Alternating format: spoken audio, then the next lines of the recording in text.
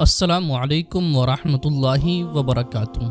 प्यारे दोस्तों, मुफ्ती सलमान अजहरी किसी तारुफ के मोहताज नहीं हैं। कल 4 तारीख यानी कि 4 फरवरी मुफ्ती सलमान अजहरी साहब को पुलिस वालों ने गिरफ्तार कर लिया है। मामले का खुलासा क्या है, आखिर किस वजह से मुफ्ती सलमान अजहरी साहब को गिरफ्तार किया गया है और इसके पीछे किन लोगों का हाथ है और आखिर किन लोगों ने ये सब काम किया है, ये तमाम मामला आपके सामने पेश करने वाला हूँ। और किन बातों की वजह से ये पूरा बखेड़ा खड़ा हुआ है, बस आपसे गुजारिश है कि आप इस वीडियो को ध्यान से आखिर तक जरूर देखिएगा। और मुफ्ती सलमान अजहरी साहब ने तमाम यूट्यूबर्स के लिए क्या कहा है वो भी आप जरूर सुनिएगा। दोस्तों, मुफ्ती सलमान अजहरी साहब का एक प्रोग्राम होता है जूनागढ़ में, और ये जूनागढ़ में 31 जनवरी को प्रोग्राम होता है। मुफ्ती सलमान अजहरी साहब का मुकम्मल बयान होता है। उसमें आखिर में उन्होंने एक शेर कहा, जिस शेर की बिना पर आज ये पूरा बखेड़ा खड़ा हुआ है और जिसकी बिना पर मुफ्ती सलमान अजहरी साहब को गिरफ्तार किया गया है।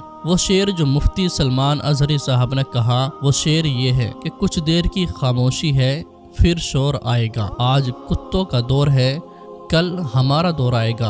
अभी तो करबला का आखिरी मैदान बाकी है। कुछ देर की खामोशी है, फिर शोर आएगा। आज कुत्तों का वक्त है, कल हमारा दौर आएगा। लब्बैक या रसूल अल्लाह, इस तरह के नारे लगने लगे। मुफ्ती सलमान अजहरी साहब ने अपने बयान में कहा, लेकिन कुछ लोगों ने इसको एडिट करके इस मुकम्मल वीडियो को काट छाट करके इस तरह से पेश किया, जिसकी बना पर ये वीडियो बहुत ज्यादा वायरल हो गई।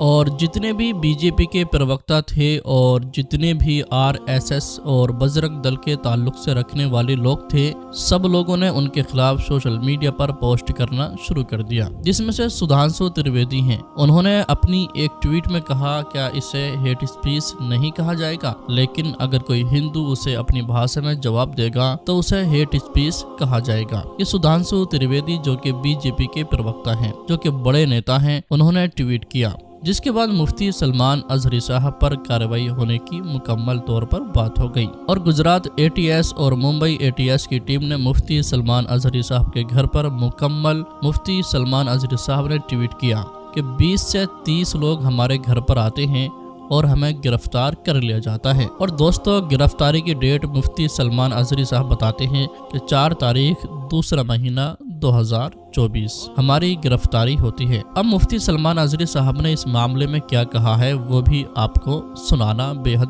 जरूरी है। मुफ्ती सलमान अजहरी साहब ने कहा है कि बीजेपी के राष्ट्रीय प्रवक्ता सुधांशु त्रिवेदी ने हमारे बयान पर ट्वीट किया है और कहा है कि हम हिंदुओं के खिलाफ नफरत फैलाने का काम करते हैं। बयान में कविता का जिक्र है जिसे आपको ध्यान से सुनना चाहिए। और आगे मुफ्ती सलमान अजहरी साहब ने उसे ट्वीट किया कि पूरे बयान में कहीं भी हिंदू शब्द नहीं आया और ना ही हिंदू शब्द का जिक्र किया गया है और ना ही इसमें किसी समूह पर निशाना साधा गया है। लेकिन बीजेपी के प्रवक्ता सुधांशु त्रिवेदी ने इसमें जबरन हिंदू शब्द डाला है और हिंदुओं को कुत्ता कहा है। इसलिए सभी हिंदुओं को इस नफरत फैलाने वाले प्रवक्ता के खिलाफ कार्रवाई करनी चाहिए। मुफ्ती सलमान अजहरी साहब ने ये कहा है। अब हैरानी की बात तो ये है दोस्तों कि आज अगर हम करबला की बात करें, मुफ्ती सलमान अजहरी साहब ने तो यही कहा था ना कि अभी तो करबला का आखिरी मैदान बाकी है। दोस्तों, करबला का हम जिक्र अगर हम अपनी किसी और मजहबी चीजों का जिक्र करें तो हम पर पाबंदी लग जाती है और साथ ही साथ गिरफ्तारी भी हो जाती है। लेकिन आजकल जितने भी आरएसएस हैं और बजरंग दल वाले हैं, खुलेआम मुसलमानों को काटने पीटने की धमकियां देते रहते हैं, लेकिन उस पर कोई कार्रवाई तक नहीं होती है। गिरफ्तारी को छोड़ दीजिए, जैसे अभी टी राजा बहुत सारी वीडियोस हमने देखी हैं और आपको भी वीडियो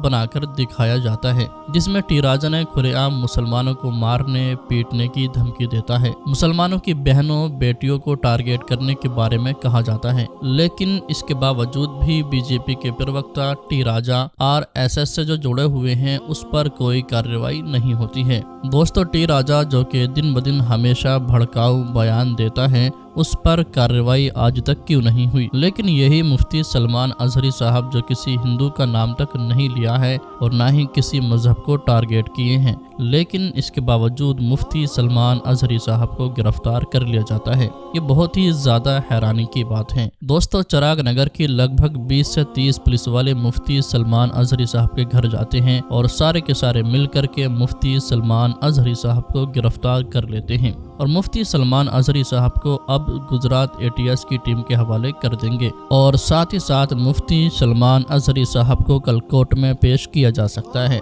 جس کے بعد مفتی سلمان ازہری صاحب کو اپنی باتیں پیش کرنی ہوں گی۔ اب مفتی سلمان ازہری صاحب نے یوٹیوبر کے لیے کیا کہا ہے وہ آپ بغور سنیں۔ کچھ دیر کی خاموشی ہے، پھر شور آئے گا، آج کتوں کا وقت ہے، کل ہمارا دور ہے۔ اس شعر کو بولنے پر اب تو آزادی بھی نہیں رہ گئی۔ زبردستی کسی نے ٹویٹ کیا اور کہا انہوں نے ہماری قوم کو کتا کہا۔ میں نے کہیں کوئی لفظ کہا نہ، ہی میں نے کسی بھی قوم کا ذکر کیا، نہ ہی تمہارے گرو گھنٹال کا، نہ کسی بادشاہ کا، نہ کسی نیتا کا کہیں ذکر نہیں کیا۔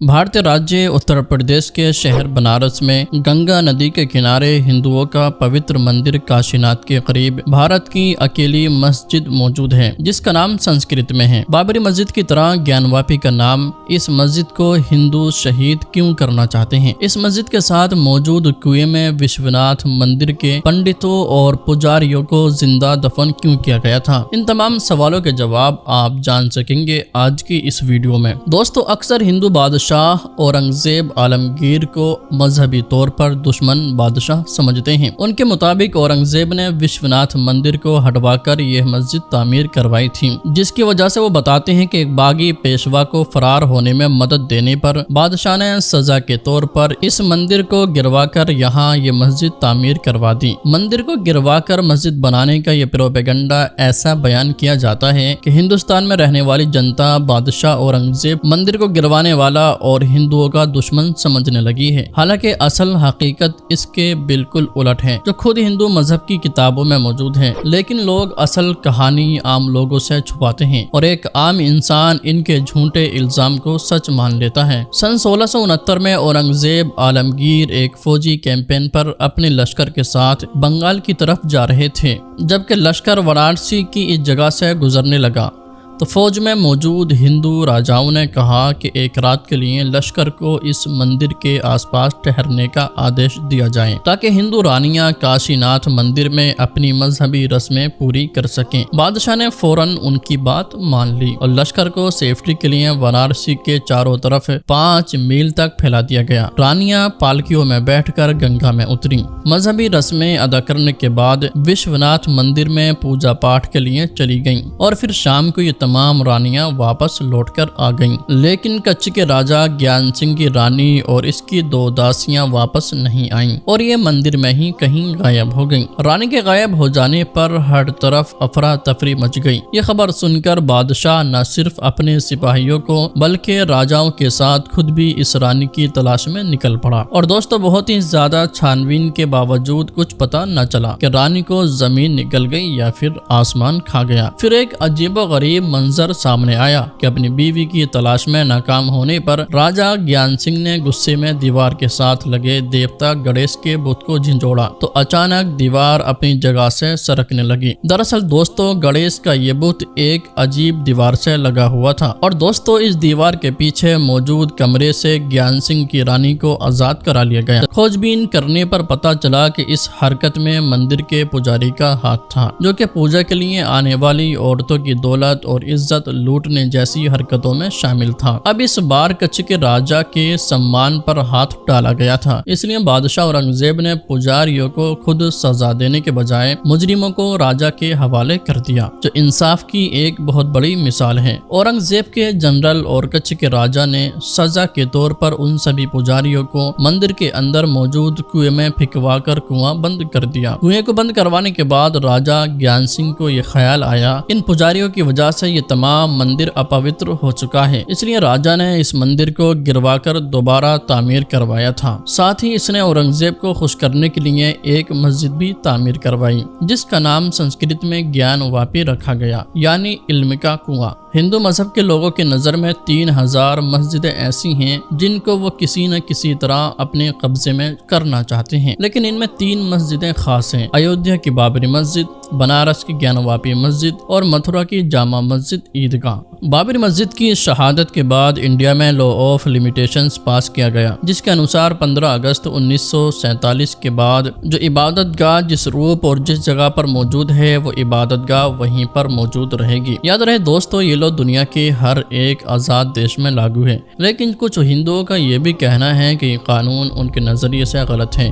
اور یہ قانون ہندو دیوتاؤں پر لاگو نہیں ہوتا ہے اور نہ ہی ان جگہوں پر جہاں ان کے دیوتاؤں کی نشانیاں موجود ہیں۔ مطلب دوستو یہ ہے کہ کوئی بھی انسان کسی بھی دیوتا کی مورتی یا پتھر کاٹ کر رکھ دے اور اسے اپنی ملکیت بتا سکتا ہے، چاہے اس کا مالک صدیوں سے وہاں رہتا ہو۔ دوستو اب ہم اس الزام پر نظر ڈالتے ہیں جو صدیوں سے بادشاہ اورنگزیب پر لگایا جا رہا ہے، جس کے انوسار اورنگزیب کو غیر مسلمان اور ان کی عبادت گاہوں کا دشمن بتایا جاتا ہے۔ اس کے لیے ہم نے ہسٹری کی اس کتاب کو پڑھنا ہوگا جو BN پانڈے نے لکھی تھی، جس کا نام ہندو مندر اور اورنگزیب عالمگیر کی فرمانی ہے۔ یہ کتاب BN پانڈے نے 1977 میں تب لکھی تھی جب ہندوستانی پارلیمنٹ میں انگریزوں نے اپنی منمانی کرنا شروع کی تھی۔ BN پانڈے نے اپنی کتاب میں عالمگیر اورنگزیب کو مندر گروانے والے بادشاہ کے طور پر نہیں بلکہ مندروں کو سمان کرنے والے بادشاہ کے طور پر لکھا، تو تمام پارلیمنٹ خاموش ہو گیا اور کوئی بھی انسان ان کی مخالفت نہ کر سکا۔ اس کتاب کے انوسار لال قلعے کے قریب جین مندر کے پجاری کو بادشاہ اورنگزیب کی طرف سے وظیفہ دیا جاتا تھا۔ اورنگزیب نے اپنی سیوکا جولیا جو کہ عیسائی تھی، اس کی شادی کے خرچ اور اس کے دھرم کے انوسار اس کے لیے ایک گرجا گھر کی تعمیر کروائی اور ہونے والے خرچے کے لیے ایک آدیش جاری کیا جو آج بھی نئی دلی کے گول ڈاک خانہ چرچ میں لٹکا ہوا ہے۔ سن 1659 میں بنارس کی مذہبی مندروں کے انچارج برہمڑوں کی حفاظت کا شاہی آدیش جاری کیا۔ 1691 میں بالاجی مندر کے خرچ کے لیے 8 گاؤں اور کافی ساری ٹیکس فری زمین خریدی۔ اور دوستو گجرات میں بہت سارے زین مندروں کے کنسٹرکشن کے لیے زمین الاٹ کی اور اجین کا مہاکالیشور مندر دیوتا شیو کے اہم مندروں میں سے ایک ہے، جہاں دن اور رات کے سمے ایک دیا جسے نندا دیپ کہتے ہیں وہ جلتا رہتا ہے۔ پرانے زمانے سے ہی اس دیے کو روشن رکھنے کے لیے وقتی حکومت کی طرف سے روزانہ 4 سیر گھی دیا جاتا تھا۔ مندر کے پجاریوں کے انوسار موجودہ حکومت میں یہ بھی رسم پرچلت رہی، یہاں تک کہ اورنگزیب نے بھی اس پرانی رسم کا سمان کیا۔ یہاں تک کہ بادشاہ اورنگزیب عالمگیر نے بھی اس پرانی رسم کا سمان کیا۔ ان تمام دعووں کے باوجود بھی آج ہندوستان میں بادشاہ اورنگزیب کو ایک ولن اور ہندوؤں کا دشمن سمجھا جاتا ہے، جس کی وجہ انگریزوں کی لکھی وہ گھٹنا ہے جو سینکڑوں برس سے ہندوستان میں پڑھائی جا رہی ہے۔ فی الحال دوستو آج کی اپنی اس ویڈیو کو ہم یہیں پر ختم کرتے ہیں۔ ویڈیو پسند آنے پر نہ صرف ویڈیو کو لائک کریں بلکہ اپنے دوستوں کے ساتھ ضرور شیئر کریں، اور اسی طرح کی ویڈیوز ہمیشہ دیکھنے کے لیے ہمارے دینی سفر YouTube چینل کو ابھی سبسکرائب کریں۔